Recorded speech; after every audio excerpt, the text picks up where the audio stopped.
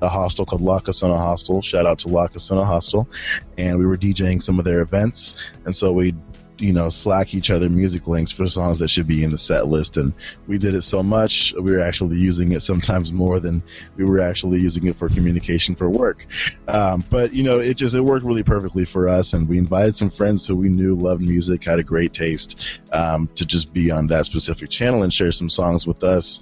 And a couple weeks later, we just thought, why not just open it up to people around the world? And so we did. We posted it on, I think, Chit Chats, what it was called at that time, and invited everyone who was a serious music lover to get on there and share sounds. And, it just kind of blossomed into something that we didn't really understand at the time. But how did it explode? You start inviting some friends, but from having a community of, 10 or 15 guys, to having a community that is right now, about 650 or something like that. It's a big difference. Yeah, it wasn't something we were actually expecting. We got lucky, I think, with a couple press mentions in the Next Web and then in BuzzFeed. I think the Next Web put out an article saying, hey, Slack is changing kind of the IRC, and talked about communities. And luckily, when they talked about, they have a community for music, it was our community that was linked on that. And then BuzzFeed put out an article. So that was, two main things that triggered a bunch of activity, a bunch of people. Like I said, we weren't really expecting it. We still don't really know what it needs to be morphed into or anything like that. But right now, all we know is that people share some great music on there and enjoy listening to it. And so try and focus on that. And that's just fine for every one of us. Exactly. Yeah, that's the focus. Yeah. Okay, so let's go to the next song. Sure. The next song is another song from the indie channel. It's called One of These Hearts by Benny Sings. I think I found this on some radio show that I was listening to and thought it was a cool sound for the community. So he has a big discography. Benny Sings?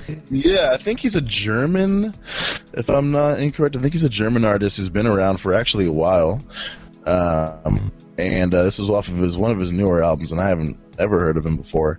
Okay, so then let's go on and listen to Benny Sings, One of These Hearts. One of these hearts is breaking apart because it knows one of these hands is about to let go.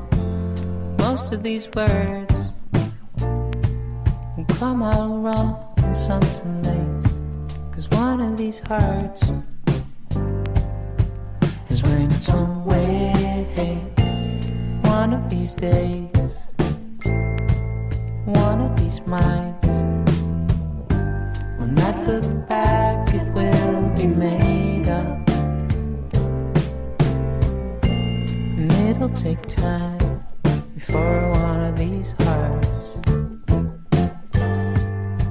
picks itself up and then skips a beat again.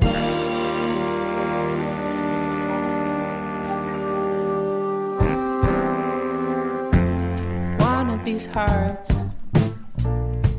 can no longer take the weight of love. Still one of these hands tries to hold on. And some of these tears will run up, most will flow in vain. 'Cause one of these hearts is when it's on way. One of these days I ain't done. One of these minds will not look back, it will be made up. And it'll take time before one of these hearts picks itself up and then skips a beat again.